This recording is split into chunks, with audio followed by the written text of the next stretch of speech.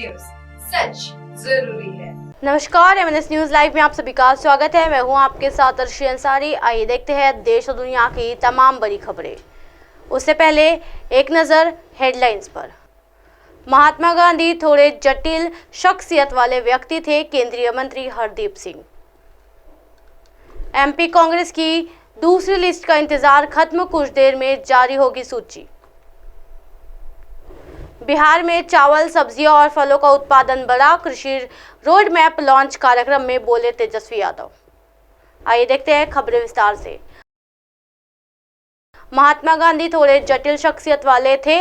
व्यक्ति मंत्री हरदीप सिंह पुरी ने क्यों केंद्रीय से कही ये बात? जी हाँ, भारत के स्वतंत्रता संग्राम में राष्ट्रपति महात्मा गांधी के योगदान को लिखित अन्य रूप से अच्छे से उल्लेखित किया गया है। वह थोड़े जटिल व्यक्ति वाले शख्स थे, ये बात कही है केंद्रीय मंत्री हरदीप सिंह पुरी ने। जी हाँ, केंद्रीय मंत्री ने कहा है कि महात्मा गांधी ने प्रथम विश्व युद्ध के दौरान जंग के लिए भारत की तरफ से मदद देने की बात की। हरदीप पुरी ने दिल्ली में आयोजित एक कार्यक्रम में राष्ट्रपिता महात्मा गांधी के कई किस्सों और उनकी बातों का जिक्र किया। प्रसार भारती बोर्ड के सदस्य और वरिष्ठ पत्रकार अशोक टंडन ने the reverse swing colonialism to cooperation नाम से एक किताब लिखी।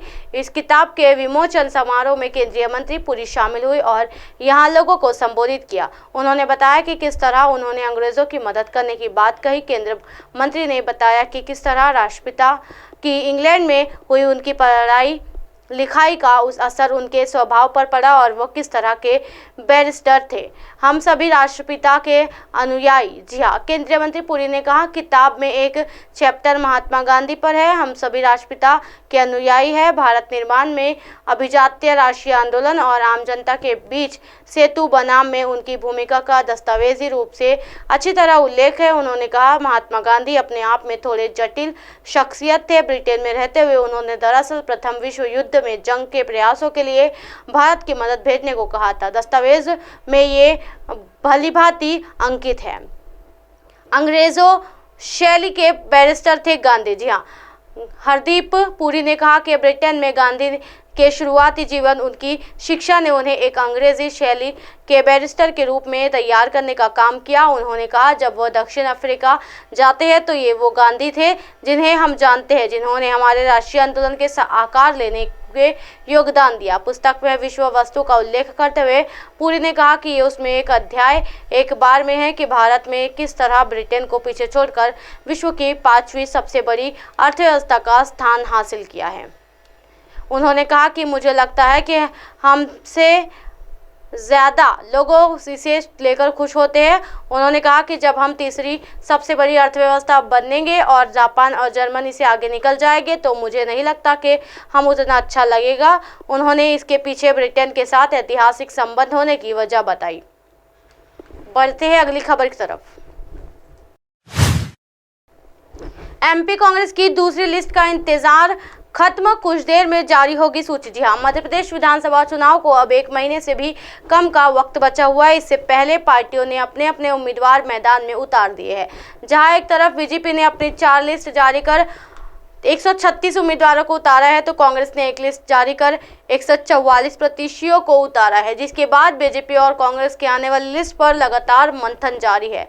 12 बजे आ सकती है लिस्ट। जी हाँ, मध्य प्रदेश एमपी कांग्रेस अपनी दूसरी लिस्ट जल्द ही जारी कर सकती है। कल देर रात तक इसको लेकर बैठक चली। इसके बाद आज दिल्ली में आज गुरुवार को सुबह 12 बजे फिर सीईसी की बैठक होने जा रही है, जिसके बाद ऐसे कयास लगाए जा रहे हैं कि एमपी कांग्रेस की दूसरी लिस्ट जारी हो सकती है। इन सीटों पर फंसा पेच। जी हाँ, कांग्रेस प्रत्याशियों की दूसरी सूची आज शाम तक आ सकती है। कांग्रेस की सेंट्रल इलेक्शन कमेटी की बैठक में आज दावेदारों के नाम तय होने की खबर है। फिलहाल कांग्रेस के अभी 21 विधायक और एक निर्दलीय विधायक के टिकट का फैसला होना बाकी है।